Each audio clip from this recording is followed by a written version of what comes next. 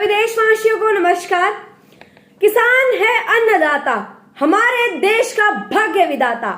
ईमानदारी मेहनत है जिसकी शान, वह मेरे भारत देश का किसान। ये चार पंक्तियां मेरे देश के किसान यानी अन्नदाता को किसान दिवस पर समर्पित है। किसान एक ऐसा शब्द है, जब भी हमारे जहन में आता है तो एक गरीब, मजबूर और पिछड़े व्यक्ति की छवि हमारे मन में आती है। परंतु पुराने समय में किसान राजा होता था। आज उसी राजा की हालत क्या हो गई है। भारत एक कृषि प्रधान देश है। जिस प्रकार आत्मा के बिना जीवन संभव नहीं है, उसी प्रकार किसान के बिना देश का विकास और अर्थव्यवस्था की मजबूती भी संभव नहीं है। हमारे देश के नेता पूर्व प्रधानमंत्री चौधरी चरण सिंह जी का कहना था कि सच्चा भारत गांव में बसता है। देश की समृद्धि का रास्ता खेतों और खलियानों से होकर गुजरता है। चौधरी चरण सिंह जी एक ऐसे किसान नेता थे जिन्होंने देश के संसद में खड़े होकर किसानों के हक के लिए आवाज उठाई है। उनके किसान के हित में कार्यों को देखते हुए 23 दिसंबर को उनकी जन्म जयंती पर किसान दिवस के रूप में मनाई जाती है।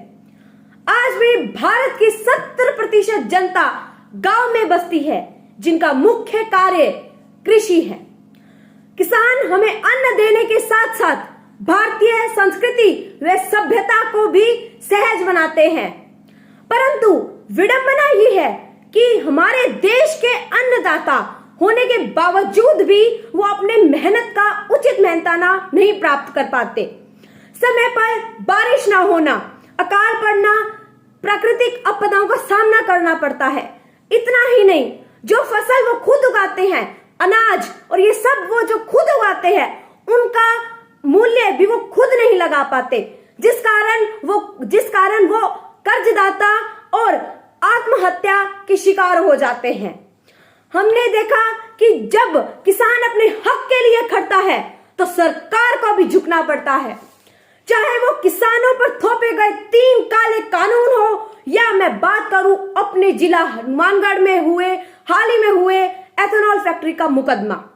इसलिए आज किसान दिवस पर हमें यह संकल्प लेना होगा कि हम एकजुट रहे, चाहे वो लड़ाई दिल्ली में एमएसपी की हो या हनुमानगढ़ में जमीन और पानी को बचाने के लिए। हमारी एकता हमारी ताकत है।